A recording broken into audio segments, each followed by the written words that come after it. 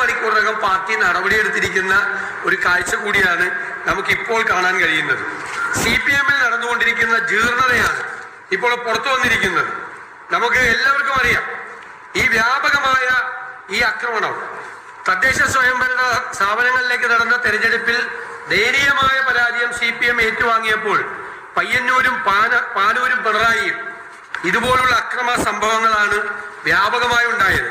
അപ്പോൾ അവിടെ മറ്റുള്ളവർക്ക് യാതൊരു കാരണവശാലും അവർക്ക് രാഷ്ട്രീയ പ്രവർത്തനം നടത്താൻ അവസരം കൊടുക്കില്ല എന്നുള്ള പ്രഖ്യാപനമാണ് ഇപ്പോൾ CPM നടത്തിക്കൊണ്ടിരിക്കുന്നത്.